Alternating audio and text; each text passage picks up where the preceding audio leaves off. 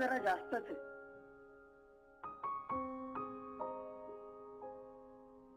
अशीच यावी वेळ एकदा, स्वप्नी देखील नसताना. असे घडावे औचित काही तुझ्या समीप असताना. अशाच एका संध्याकाळी एकांताची वेळ अचानक. जवळ नसावे चित्त पाखरू, केवळ तुझी अन माझी जवळ. शब्दा वाचून तुला कळावे गुज म्हणी हे जपलेले.